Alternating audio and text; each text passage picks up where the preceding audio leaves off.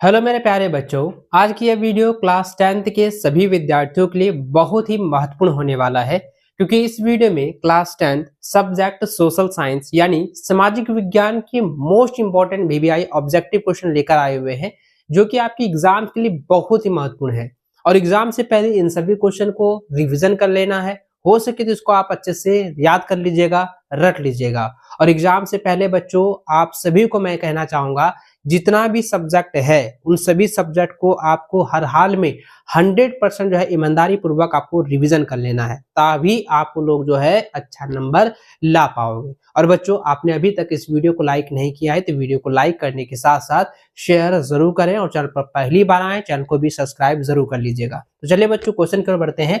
तो देखिए बच्चों, सबसे पहला क्वेश्चन आप हमारे स्क्रीन पर देख सकते हैं, दिया गया है। पहला क्वेश्चन कह रहा है कि 1889 ईस्वी में फ्रांस की क्रांति के समय जो है किसका शासक था। देखिए, ये कई बार एग्जाम में पूछा गया है भैया, और इसको आप लोग याद रख लीजिएगा कि 1789 ईस्वी में जो है फ्रांस की क्रांति के समय जो है वह लुईस 16वां का जो है वो शासनकाल था, है ना। ऑप्शन नंबर आपका जो है गोवा बिल्कुल राइट आंसर होगा। और बच्चों, आप याद रखिएगा कि लुईस 16वां का जो शासनकाल था, है ना, याद रखिएगा इसका जो शासनकाल था, इसका शासनकाल के बारे में मैंने आपको पिछले वीडियो में बताया हुआ है। आप लोगों को भली बात ही पता होगा, तो आप लोग विद्यार्थी जो है, जितने भी स्टूडेंट हैं, आप जो है इसका जो है आंसर जो है कमेंट में बताइएगा, है ना। कमेंट करके आप लोग बताइएगा इसका आंसर कि लुईस 16वां का शासनकाल क्या था, और इसी के वीडियो में आपको अंत में बता देंगे कि इसका शासनकाल क्या था। ठीक है, तो ऑप्शन नंबर आपका सी बिल्कुल राइट आंसर होगा, गोवा बिल्कुल राइट आंसर होगा। चलिए अगला सवाल देखिए बच्चों, दिया गया है नेक्स्ट क्वेश्चन यहाँ पे कह रहा है कि द स्पिरिट ऑफ लव नामक पुस्तक के लेखक कौन था। तो पहला यहाँ पे ऑप्शन दिया गया है वाल्टेयर, ऑप्शन बी दिया गया है क्या है मॉन्टेस्क्यू, और ऑप्शन गो दिया गया है दिदरो, और ऑप्शन घ दिया गया है रूसो। बताइए बच्चों, कह रहा है कि द स्पिरिट ऑफ लॉ के जो है रचनाकार कौन है, द स्पिरिट ऑफ लॉ नामक पुस्तक के लेखक कौन थे। तो बच्चों, इसका सही आंसर हो जाएगा मॉन्टेस्क्यू। ऑप्शन नंबर आपका बी जो है बिल्कुल सही सटीक आंसर हो जाएगा। यहां तक क्लियर है मेरे बच्चों। देखो, मैं पहले भी आपको कहा था कि हर एक क्वेश्चन को आप रिवीजन कर लेना, हर एक क्वेश्चन को आप अच्छे से तैयार कर लीजिएगा, तभी आप लोगों का बेहतर होने वाला है। अगर मान लो कह रहे हो कि भैया स्किप करके हम चले जाएंगे, तो भैया आप फंसोगे, तो फिर बाद में हमको मत कहना, क्योंकि कई सारे क्वेश्चन डायरेक्ट रिपीट होने वाले हैं। ठीक है, चलिए अगला सवाल कह रहा है बच्चों कि यह किसका कथन है, जब फ्रांस चीखता है तो बाकी यूरोप को जो है सर्दी जुकाम हो जाता है। पहला है मेटरनिक, दूसरा ऑप्शन दिया गया मेजनी, तीसरा है बिस्मार्क, और चौथा दिया गया रूसो। तो बच्चों याद रखिएगा, जब फ्रांस चीखता है तब बाकी यूरोप को जो है सर्दी जुकाम हो जाता है। इसका जो कथन है ना, ये कथन किसका है, मेटरनिक का है। याद रखिएगा किसका कथन है, मेटरनिक का है। ऑप्शन नंबर जो है आपका ए बिल्कुल सही व सटीक आंसर होगा, ऑप्शन नंबर क इसका राइट आंसर हो जाएगा। चलिए अगला सवाल आपके स्क्रीन पर आ चुका है कि जर्मनी का एकीकरण कब पूरा हुआ। देखिए, जर्मनी का एकीकरण और इटली का एकीकरण, याद रखिएगा जर्मनी का एकीकरण की प्रक्रिया को याद करना है, रख लेना है, और जर्मनी के एकीकरण में क्या क्या भूमिकाएं हुई थी, क्या क्या हुआ था, और इटली एकीकरण, है ना। इन दो क्वेश्चन को आपको हर हाल में रख लेना है, क्योंकि इनमें से एगो क्वेश्चन तो भैया सब्जेक्टिव में आना ही आना तय है। तो देखिए, यहाँ पे एक सवाल क्या था कि जर्मनी का एकीकरण कब हुआ था। तो जर्मनी का एकीकरण जो हुआ था बच्चों 1871 ईस्वी में, 1871 ईस्वी। ऑप्शन नंबर गो इसका बिल्कुल सही आंसर हो जाएगा, सटीक जवाब हो जाएगा। अगला सवाल दिया गया बच्चों की फ्रेडरिक साइरू कौन था। देखिए, पहला ऑप्शन है कि फ्रांसीसी चित्रकार, ऑप्शन बी है कि जर्मन दार्शनिक, और ऑप्शन गो दिया गया है बच्चों ऑस्ट्रिया का इतिहासकार, और ऑप्शन ख दिया गया है ब्रिटेन का प्रधानमंत्री। देखिए, फ्रेडरिक साइरू कौन था। तो फ्रेडरिक साइरू जो था ना जी, फ्रेडरिक जो साइरू था, जल्दी जल्दी बताइएगा। अरे भैया हम देख रहे हैं। फ्रेडरिक जो साइरू था ना बच्चों, वो फ्रांसीसी चित्रकार था। क्या था, एक चित्रकार था, है ना, या क्या था, आर्टिस्ट था ना भैया। तो यहाँ पे क्या हो जाएगा, फ्रांसीसी जो है चित्रकार। फ्रेडरिक साइरू कौन था, फ्रांसीसी चित्रकार था। ऑप्शन नंबर जो है आपका को बिल्कुल सही आंसर होगा। अगला सवाल दिया गया कि गांधी जी दक्षिण अफ्रीका कब गए। तो गांधी जी जो है दक्षिण अफ्रीका जो है 1893 ईस्वी में गया था भैया। ऑप्शन नंबर गो इसको मार दीजिए लॉक, और 1893 ईस्वी इसका बिल्कुल सही आंसर होगा। अगला सवाल है कि चौरा चौरी, है ना, चोरी चौरा है, यहाँ पे चौरा चोरी नहीं है। तो यहाँ पे दिया गया है कि चौरी चौरा में हिंसात्मक घटना कब हुई थी? तो चौरा चोरी हत्याकांड कब हुआ था बताइए? चौरा चोरी हत्याकांड जो हुआ था जब हिंसात्मक हुआ था 5 फरवरी 1922 ईस्वी, 5 फरवरी 1922 ईस्वी। ऑप्शन नंबर को बिल्कुल सही जवाब हो जाएगा। चलिए नेक्स्ट क्वेश्चन आपके स्क्रीन पर बच्चों आ चुका है। सवाल कह रहा है कि रॉलेट एक्ट कब पारित हुआ? तो ऑप्शन देखें, पहला है 1918 ईस्वी, ऑप्शन बी दिया गया है 1919 ईस्वी, ऑप्शन सी है 1920 ईस्वी और ऑप्शन जो है डी यानी ऑप्शन घ दिया गया है 1921 ईस्वी। बताइए सही आंसर क्या होगा? रॉलेट एक्ट जो है, रॉलेट एक्ट जो है कब पारित हुआ भैया? रॉलेट एक्ट जब पारित हुआ है वह हुआ 1919 ईस्वी। और 1919 में क्या क्या घटना हुई थी मैंने आपको पहले भी विस्तार से बताया हुआ है ना जी। तो रॉलेट एक्ट क्या है ना, इसके बारे में आप थोड़ा सा याद कर लीजिएगा क्योंकि एक से दो लाइन में ये सवाल आने वाला है सब्जेक्टिव में। ये जो है 2 नंबर का सवाल आपका एग्जाम में आएगा। ठीक है, चलिए अगला सवाल देखिए बच्चों, दिया गया कि वंदे भारत गीत किस पुस्तक से लिया गया है? तो वंदे भारत जो है वो आनंद मठ से लिया गया है। क्या किससे लिया गया है?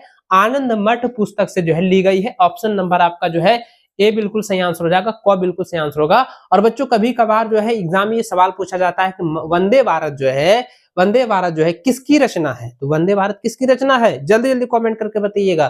भैया आप लोगों को पता है ना, आप लोग बड़ी देशभक्त बनते हैं, बहुत देशभक्त बनते हैं। हम देखते हैं कमेंट में कोई बोलता है जय हिंद, कोई ये फलाना ढिकना कहते रहता है। तो आप लोग कमेंट करके बताइए वंदे भारत जो है किसकी रचना है? किसने जो है ये वंदे भारत जो है दिया है, रचना लिखा है? वंदे भारत नहीं, वंदे मातरम है ना जी। वंदे मातरम की नारा जो किसने दिया था, रचना किसने किया है? वंदे भारत और ट्रेन का नाम है। चलो यहाँ पे देखिए, यहाँ सवाल क्या था कि वंदे मातरम गीत किस पुस्तक से लिया गया? तो इसका आंसर हो जाएगा आनंदमठ। ऑप्शन नंबर को इसका बिल्कुल सही आंसर हो जाएगा। चलिए आगे बढ़ते हैं। अगला सवाल बच्चों दिया गया है कि बापू किन्हें कहा जाता है? तो बापू जो है महात्मा गांधी को कहा जाता है। आसान क्वेश्चन है, ऑप्शन नंबर को इसका सही आंसर होगा। अगला सवाल देखिए दिया गया है, सवाल कहता है कि समाप्यता के आधार पर जो है संसाधन जो है कितने प्रकार के होते हैं? समाप्यता के आधार पर जो है संसाधन कितने प्रकार के? समाप्यता जो है के आधार पर संसाधन जो है बच्चों 2 प्रकार के होते हैं। कितने प्रकार के? 2 प्रकार के। तो ऑप्शन नंबर जो है आपका कोई बिल्कुल सही आंसर होगा। कौन कौन सा होता है मैंने पहले ही बताया हुआ है, आप फटाफट बताइए। समाप्यता के आधार पर जो है संसाधन 2 प्रकार के होते हैं। कौन कौन? कमेंट में जवाब दीजिए। चलिए आगे बढ़े बच्चों। अगला सवाल दिया गया बच्चों, क्वेश्चन कह रहा है, सवाल यहाँ पे कह रहा है कि निम्नलिखित में से जो है किस राज्य में जो है सीढ़ीदार खेती की जाती है? सीढ़ीदार खेती यानी कि जहां पे ढलान ज्यादा हो, जहां पे जो है पठार हो, जहां पे पहाड़ ज्यादा हो, वहां पर जो है सीढ़ी नुमा जो है खेती की जाती है। क्यों किया जाता है? ताकि जो है वहां पे क्या होता है, जो ढलान है ना, जैसे बारिश हुआ तो मिट्टी जो है वो क्या होता है कि उसका जो है कटाव हो जाता है, मिट्टी का कटाव होने लगता है। तो वही कटाव को रोकने के लिए जो है और फसल मतलब खेत को बचाने के लिए वहां पे क्या किया जाता है, सीढ़ी नुमा जो है खेती का प्रयोग किया जाता है। तो किस राज्य में किया जाता है? तो बच्चों याद रखिएगा कि उत्तराखंड में क्या है कि सीढ़ीदार जो है खेती का उपयोग किया जाता है। याद रखिएगा, ऑप्शन नंबर घ बिल्कुल सही आंसर होगा। अगला सवाल है कि पूर्वी तट के नदी डेल्टाओं पर किस प्रकार की मृदा पाई जाती है? तो पूर्वी तट के नदी डेल्टाओं पर किस प्रकार की मृदा पाई जाती है? पहला ऑप्शन है लाल और पीली, ऑप्शन बी दिया गया है काली और ऑप्शन घ दिया गया है, ऑप्शन ग है जलोढ़ और ऑप्शन घ दिया गया है ज्वारी। जल्दी बताइए पूर्वी तट के नदी डेल्टाओं पर जो है किस प्रकार की जो है मृदा पाई जाती है? तो बच्चों याद रखिएगा जलोढ़ मृदा पाई जाती है ना, जलोढ़ मृदा पाई जाती है जो कि काफी उपयोगी होता है यानी कि उपजाऊ होता है। ऑप्शन नंबर ग बिल्कुल राइट आंसर होगा। अगला है कि किस मृदा को रेगर या स्वतः जुताई वाली मृदा भी कहते हैं? काली मिट्टी, जलोढ़ मिट्टी, लाल मिट्टी या लेटराइट मिट्टी? देखिए रेगर मृदा जो है किसे कहा गया है? तो रेगर मृदा जो है काली मिट्टी को कहा गया है ना, काली मृदा को कहा गया। तो ऑप्शन नंबर जो है क बिल्कुल सही आंसर हो जाएगा। अगला सवाल देखिए दिया गया है, सवाल कह रहा है कि इनमें से कौन सा जो है संरक्षण तरीका समुदायों की सीधी भागीदारी नहीं करता है? तो सीधी भागीदारी कौन नहीं करता है?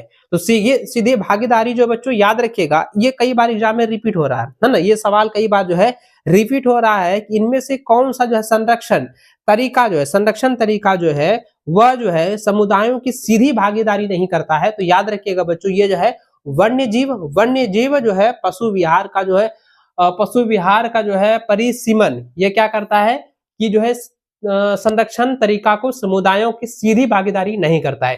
ऑप्शन नंबर घ जो है बिल्कुल सही आंसर हो जाएगा। ठीक है, चलिए अगला सवाल कह रहा है कि भारत जैव विविधता में समृद्ध देश है, विश्व की कितनी प्रतिशत जो है उपजातियां भारत में पाई जाती है? तो इसमें जो है याद रखिएगा ये जो है टोटल 8%, याद रखिएगा पूरे भारतवर्ष में जो है टोटल 8% जो है 8% जो है उपजातियां भारत में जो है पाई जाती है। ऑप्शन नंबर को इसका बिल्कुल सही आंसर होगा। अगला सवाल कह रहा है कि भारतीय वन्य जीव यानी कि रक्षण अधिनियम जो है कब लागू किया गया? देखिए ये कई बार आपको एग्जाम में पूछे जा चुके हैं, रिपीटेड सवाल है भैया, आपको याद रखना है कि 1972 में ना 1972 में जो है यह जो है लागू किया गया था। और 1972 में जो है वन्य जीव संरक्षण वन्य जीव रक्षण अधिनियम जो है लाया गया था, जिससे क्या था कि वनो जीव को जो है रक्षा की जा सके, उसका संरक्षण किया जा सके। तो याद रखिए बच्चों 1972 ईस्वी, ऑप्शन नंबर जो है गोवा बिल्कुल सही व सटीक आंसर हो जाएगा। इन सभी क्वेश्चन में से कितने क्वेश्चन आप सभी को पता है, पहले से आप लोगों को मालूम था? आप नीचे कमेंट करके बताइए, जल्दी जल्दी बताइए। तो कितने क्वेश्चन आप लोगों को पहले से मालूम था, जल्दी से बताइए। चलिए आगे बढ़े। अगला सवाल आपके स्क्रीन पर देखिए क्या दिया गया। सवाल कह रहा है कि भारत में बहुउद्देशीय नदी परियोजना को आधुनिक भारत का मंदिर जो है किसने कहा है? पहला ऑप्शन देखिए दिया गया है महात्मा गांधी, ऑप्शन ख दिया गया है लाल बहादुर शास्त्री, ऑप्शन ग दिया गया है बच्चों जवाहरलाल नेहरू, ऑप्शन जो है घ दिया गया है विनोबा भावे। जल्दी जल्दी बताइएगा इसका सही आंसर क्या होगा। भारत में बहुउद्देशीय नदी परियोजना को आधुनिक भारत का मंदिर जो है किसने कहा है? तो जवाहरलाल नेहरू ने, पंडित जवाहरलाल नेहरू ने, यानी कि चाचा ने, है ना। याद रखिएगा बच्चों ऑप्शन नंबर वो बिल्कुल सही है, सटीक आंसर हो जाएगा। इसे चाचा नेहरू के नाम से भी जाना जाता था ना भैया, पंडित जवाहरलाल नेहरू को, है नहीं पता है? पंडित जवाहरलाल नेहरू को चाचा नेहरू के नाम से भी जाना जाता था, इसको नोट कर लीजिए, याद रखिएगा। अगला सवाल है कि दामोदर नदी घाटी परियोजना किस राज्य में स्थित है? पहला है झारखंड, दूसरा है बिहार, तीसरा है पंजाब और चौथा है राजस्थान। तो याद रखिए बच्चों दामोदर नदी कहाँ है? दामोदर नदी घाटी जो है किस राज्य में जो स्थित है बच्चों? याद रखिएगा झारखंड राज्य में। किसमें? झारखंड राज्य में। ऑप्शन नंबर को बिल्कुल राइट में सटीक आंसर होगा। अगला सवाल दिया है बच्चों, नेक्स्ट क्वेश्चन आपके स्क्रीन पर देखिए क्या दिया गया है। सवाल कह रहा है कि सरदार सरोवर बांध में कौन सा राज्य जो है प्रभावित होता है? पहला है महाराष्ट्र, दूसरा है गुजरात, तीसरा है मध्य प्रदेश और चौथा है इनमें से कोई नहीं। सवाल क्या था कि सरदार सरोवर बांध में जो है कौन सी राज्य जो है प्रभावित होती है? बताइए जल्दी जल्दी बताइए, इसका सही आंसर क्या हो जाएगा?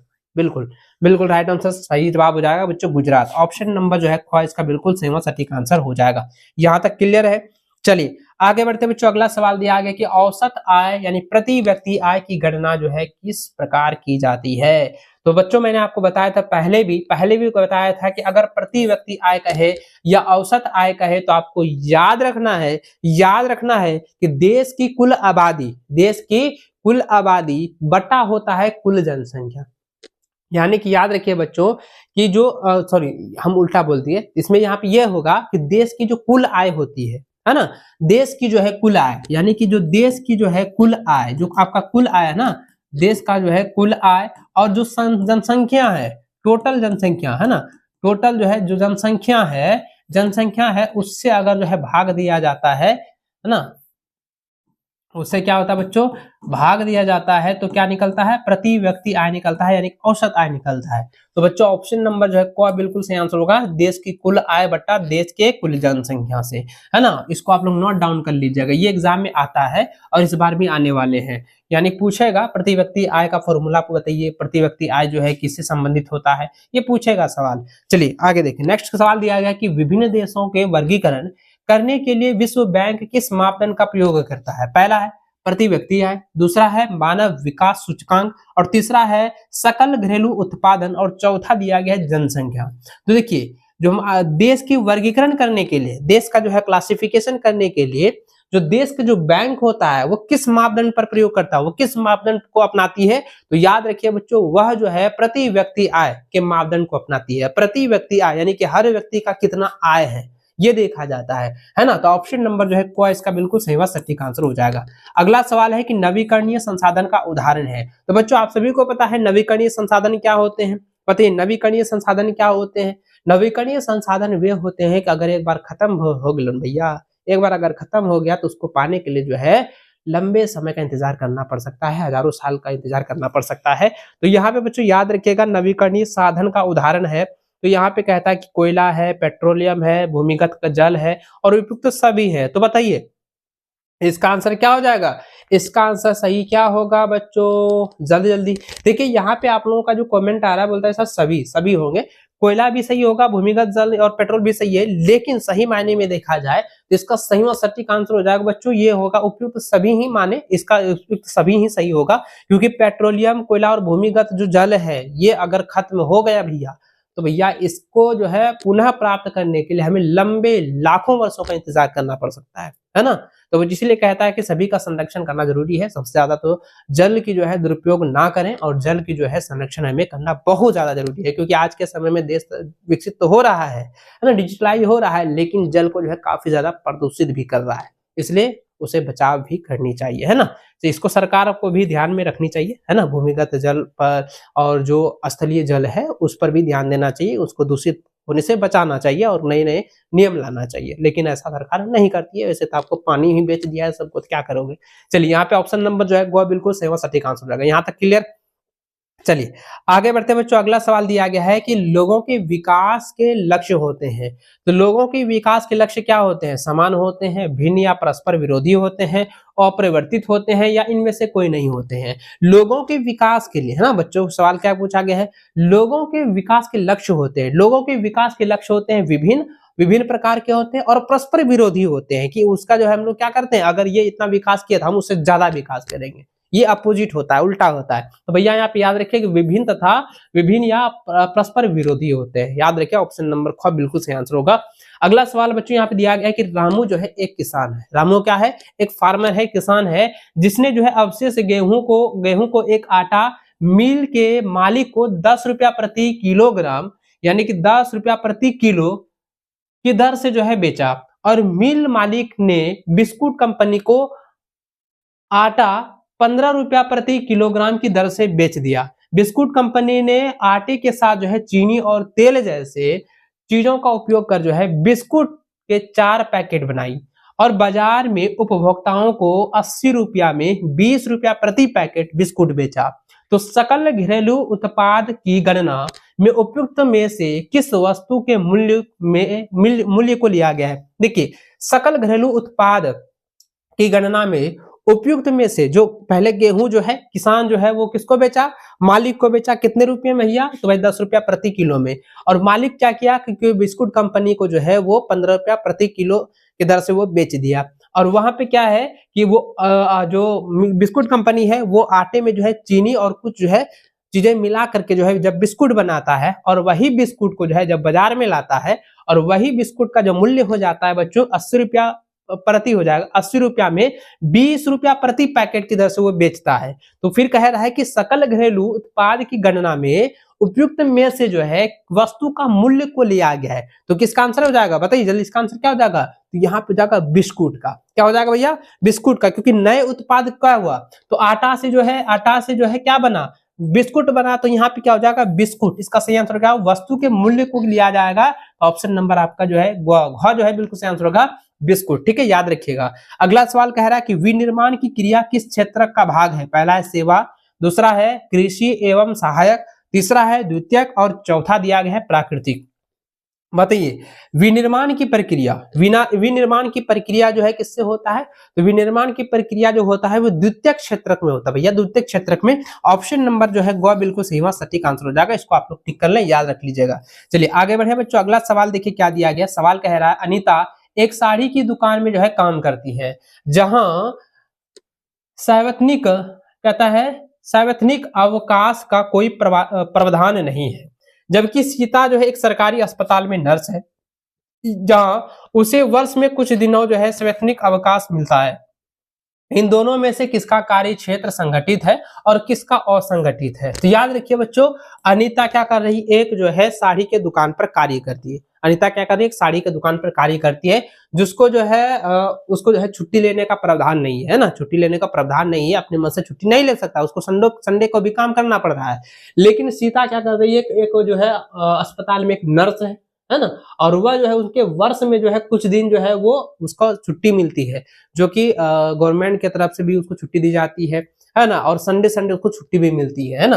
तो कहता है कि इन दोनों में से किसका कार्य क्षेत्र जो है संगठित है। तो यहाँ पे याद रखिए बच्चों, अनीता का जो कार्य है वो असंगठित है, लेकिन सीता जो सरकारी जो है अस्पताल में नर्स है, उसका कार्य क्या है, संगठित है। तो याद रखिएगा बच्चों, अनीता क्या है, असंगठित है और सीता संगठित क्षेत्र में है ना। ऑप्शन नंबर को इसका बिल्कुल सही आंसर हो जाएगा। यहाँ तक क्लियर है। अगला सवाल देखिए दिया गया है, अंतिम वस्तुओं के मूल्य में मध्यवर्ती वस्तुओं का मूल्य होता है। बताइए, अंतिम वस्तुओं के मध्य, अंतिम वस्तुओं के मूल्य में जो है मध्यवर्ती वस्तुओं का मूल्य होता है। तो क्या होता है, जल्दी बताइए, जल्दी। इसका आंसर का पहले से ही शामिल होता भैया, पहले से शामिल होता। ऑप्शन नंबर को बिल्कुल सही आंसर हो जाएगा, सटीक आंसर होगा। अगला सवाल है बच्चों दिया है, राष्ट्रीय ग्रामीण रोजगार गारंटी अधिनियम अस्तित्व में आया तो 2005 में आया। ऑप्शन नंबर जो है को बिल्कुल सही आंसर होगा। और बच्चों अभी जो है जी राम जी है ना, जी राम जी योजना, जो कि इसी को जो है ना मनरेगा को, जिसको हम राष्ट्रीय ग्रामीण रोजगार गारंटी अधिनियम, इसी का जो है नाम जो है सिर्फ बदल दिया गया है ना, बदल दिया गया है। और बच्चों याद रखिएगा, मनरेगा के राष्ट्रीय ग्रामीण रोजगार अधिनियम के अनुसार क्या होता था कि सभी जो है बेरोजगार भाइयों को है ना, तो 100 दिन का है ना, 100 दिन का जो है, साल में 100 दिन की जो है रोजगार देने की गारंटी होती थी और उसका भुगतान भी होता था। लेकिन जी राम जी के अधिनियम में क्या हो रहा है कि इसका जो नया जो नियम बना है, नया नियम जो बना है, ये काफी जो है नुकसानदेह है। जो इसी पर जो है डिपेंडेंट होता था है ना, मनरेगा पर ही डिपेंडेंट होता था, उसके लिए काफी जो है नुकसानदेह है। क्योंकि जी राम जी का नियम ये कह रहा है, इसमें यह बताया गया है कि अगर हमारे पास कम है तो हम करवाएंगे, नहीं तो नहीं करवाएंगे, मेरी मन मर्जी। लेकिन वहां पे क्या था कि मनरेगा में और राष्ट्रीय ग्रामीण रोजगार गारंटी अधिनियम के अधीन जो है, इसमें यह होता था कि हर एक व्यक्ति को 100 दिन आपको हर हाल में जो है काम देना ही होगा, किसी भी काम में, किसी भी क्षेत्र में, है ना, ये चीज होता था। लेकिन ये थोड़ा सा नाम बदल करके थोड़ा सा जो सरकार गड़बड़ी की है और इसका भुगतान होगा। ये भैया बाद में समझोगे जनता सब, है ना, सभी को जो है बाद में नुकसान पता चलेगा। देखिए यहाँ पे क्या हो जाएगा, ऑप्शन नंबर आपका को बिल्कुल सही जाएगा। 2005 में ही जो है राष्ट्रीय ग्रामीण रोजगार गारंटी अधिनियम यानी मनरेगा लाया गया था। अगला सवाल देखिए बच्चों दिया गया, भंडारण को किस क्षेत्रक में शामिल किया जाता है। पहला है प्राथमिक, दूसरा है द्वितीयक, तीसरा है तृतीयक या चतुर्थक। बताइए भंडारण को जो है किस क्षेत्रक में शामिल किया गया। तो भंडारण को जो है वो तृतीयक क्षेत्रक में शामिल किया गया। किसमें, तृतीयक क्षेत्र में। ऑप्शन नंबर जो है गो बिल्कुल सही आंसर होगा। अगला सवाल देखिए बच्चों दिया गया है कि संघीय शासन व्यवस्था के संबंध में निम्न में से जो है कौन असत्य है। पहला है देश की एकता की सुरक्षा, देश की एकता की सुरक्षा करना और उसे बढ़ावा देना, ये जो है कथन सही है, ये बिल्कुल सही है भैया। तो क्षेत्रीय विविधताओं का सम्मान करना, ये भी जो है सही कथन है, ये भी सही कथन है। और ऑप्शन गो कह रहा है कि विभिन्न स्तर की जो है सरकारों के बीच सत्ता का जो है बंटवारा, ये भी कथन सही है। और ये कह रहा है अदालतों को संविधान और विभिन्न स्तर की सरकारों के अधिकारों की व्याख्या का अधिकार होना, ये कथन जो है असत्य है भैया। ऑप्शन नंबर आपका घ जो है बिल्कुल राइट वो सटीक आंसर है। यहाँ तक क्लियर है, ये इसका बिल्कुल सही आंसर हो जाएगा। ऑप्शन नंबर घ, 31 का ऑप्शन नंबर घ हो जाएगा। चलिए अगला सवाल देखिए बच्चों दिया गया 32वां नंबर कहता है कि बेल्जियम में फ्रेंच भाषा बोलने वालों को प्रतिशत कितना हो है। बताइए बेल्जियम में जो है फ्रेंच भाषा बोलने वाले की प्रतिशत कितनी है। तो याद रखिए बच्चों वहां पर 60% व्यक्ति ही, 60% लोग ही फ्रेंच भाषा बोलते हैं। ऑप्शन नंबर गो बिल्कुल सही आंसर होगा। अगला सवाल देखिए दिया गया कि श्रीलंका में तमिल को कब राजभाषा घोषित किया गया। देखिए श्रीलंका में 3 गो भाषा चलता है ना। सबसे ज्यादा होता है सिंहली भाषा जिसको कहा जाता है, वो सबसे ज्यादा बोली जाती है, उसको जो है राष्ट्रीय भाषा मानी गई है। और सवाल यहाँ पे कह रहा है बच्चों की जो तमिल है, वो तमिल भाषा को जो है वो राज्य भाषा कब किया गया। तो बच्चों याद रखिएगा 1956 ईस्वी को, याद रखिएगा 1956 ईस्वी में जो है श्रीलंका में तमिल भाषा को जो है राज्य भाषा घोषित किया गया।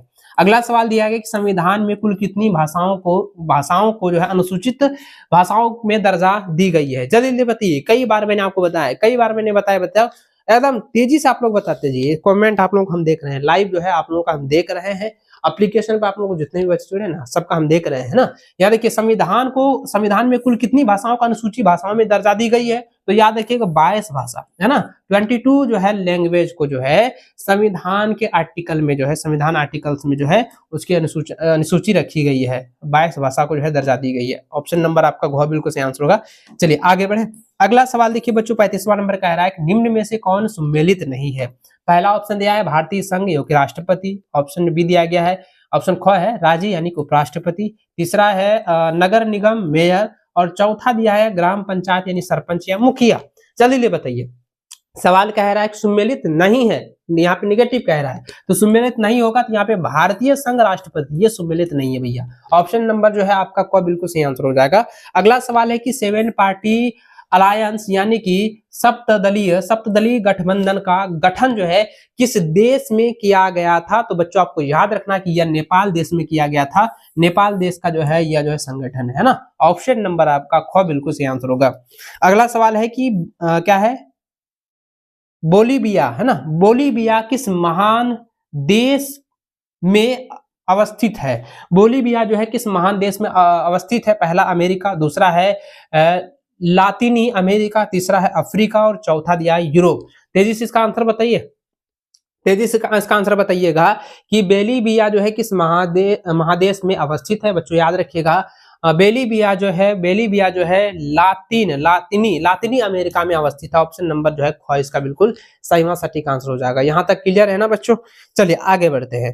नेक्स्ट क्वेश्चन आपके स्क्रीन पर आ चुका है। सवाल कह रहा है कि बोलीविया में जल युद्ध नामक आंदोलन का नेतृत्व जो है किसने किया था। तो बच्चों याद रखिएगा, कई बार मैंने बताया था कि फेडरो के द्वारा यह जो है नेतृत्व किया गया था। ऑप्शन नंबर जो है क बिल्कुल सही आंसर होगा।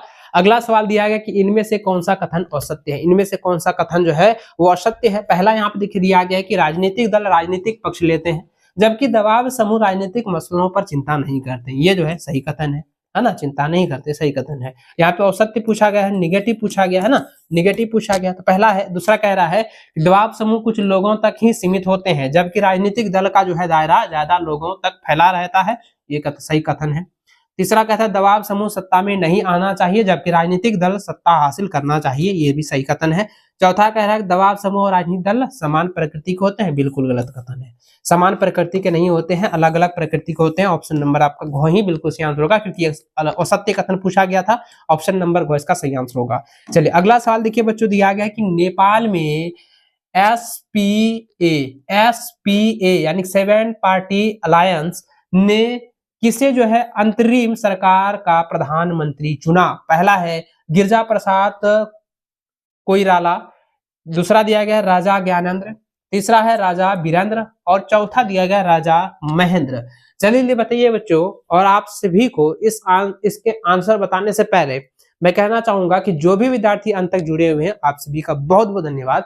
और आपने अभी तक जो है लाइक नहीं किया तो लाइक कर देना, चैनल पर नए चैनल को सब्सक्राइब कर लेना और इस वीडियो को शेयर जरूर करते जाइएगा। और चैनल पर और आप सभी से ये कहना चाहूंगा कि अगर क्रैश कोर्स में नहीं जुड़े तो क्रैश कोर्स में आप जुड़ जाइए। ठीक है, देखिए सवाल क्या कह रहा था बच्चों कि नेपाल में क्या था कि 7 पार्टी अलायंस ने जो है किसे अंतरिम सरकार का प्रधानमंत्री चुना था। तो बच्चों इसका सही आंसर हो जाएगा गिरिजा प्रसाद कोइराला। क्या हो जाएगा? गिरिजा प्रसाद कोइराला इसका सही व सटीक आंसर हो जाएगा। ठीक है, तो इस क्लासेस मैंने जितने भी क्वेश्चन आप लोगों को बताए हैं वे सारे क्वेश्चन बहुत ही ज्यादा इंपॉर्टेंट है, बीबीआई है। एग्जाम से पहले बच्चों इसको रिवीजन कर लीजिएगा। ठीक है, चलिए बच्चों मिलते हैं नेक्स्ट क्लासेस में, तब तक जय हिंद, वंदे मातरम।